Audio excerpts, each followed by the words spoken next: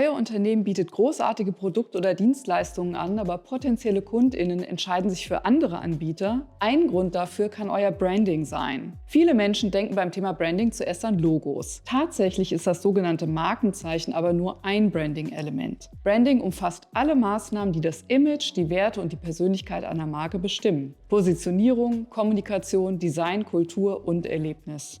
Branding bezeichnet den gezielten strategischen Aufbau und die Führung einer Marke. Ziel ist, eine eindeutige Identität, Wiedererkennbarkeit und emotionale Bindung zu schaffen. Im Laufe dieses Prozesses werden charakteristische Eigenschaften herausgearbeitet, für die die Marke steht.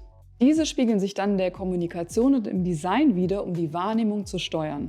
Das Ziel von Branding ist es, ein bestimmtes Gefühl bei euren KundInnen und Mitarbeitenden zu erzeugen. Menschen sollten spüren, wofür eure Marke steht, und zwar an jedem Touchpoint. Beim Besuch der Website, in einem Telefonat, bei einem Event und natürlich durch das Produkt bzw. die Dienstleistung selbst. Ein gutes Beispiel hierfür ist Patagonia. Seit Jahren verbucht das Unternehmen Millionen Umsätze trotz eines vergleichsweise geringen Etats für Werbung und Marketing. Stattdessen fokussiert sich das Unternehmen auf ein konsequentes Branding, das die Kernwerte Qualität, Integrität, Umweltschutz, Gerechtigkeit und Unkonventionalität spürbar macht.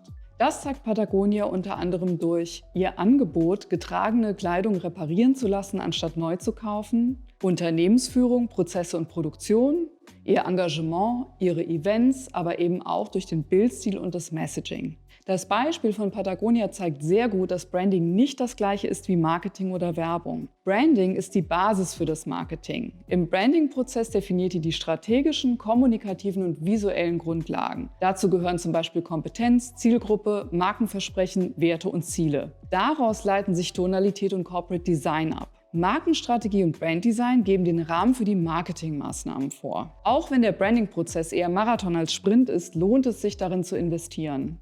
Denn man kann nicht kommunizieren. Die Marke ist eure stille Botschafterin zu jedem Zeitpunkt an jedem Touchpoint. Wie eure Markenidentität wahrgenommen wird, darüber entscheidet das richtige Branding. Wenn ihr euer Branding gezielt entwickelt und konsistent steuert, erhöht ihr eure Wiedererkennbarkeit. Das heißt, Kundinnen erkennen eure Marke an Tonalität, Wording, Farben und Formen, auch ohne den Namen gelesen zu haben. Ihr baut eine emotionale Verbindung zu eurer Zielgruppe auf. Bei der heutigen Masse an nahezu identischen Angeboten reicht der rationale Nutzen eines Produktes oft nicht mehr aus. Ihr schafft Vertrauen und/oder Begehrlichkeiten, die sich langfristig auszahlen, im Übrigen auch als Arbeitgeberin. Ihr differenziert euch vom Wettbewerb. Der Konkurrenzdruck ist in vielen Branchen erheblich. Jedes Jahr werden allein in Deutschland über 80.000 neue Marken angemeldet. Branding hilft, aus der Masse hervorzustechen und zu zeigen, inwiefern euer Unternehmen anders ist. Zum Schluss möchte ich euch noch 3 Schritte mit auf den Weg geben, die ihr heute umsetzen könnt, damit eure Marke morgen bereits Unterschied macht. Erstens, macht eine Bestandsaufnahme. Inwieweit sind Strategie und Design definiert und harmonisiert? Wo gibt es Lücken oder Dissonanzen? Zweitens,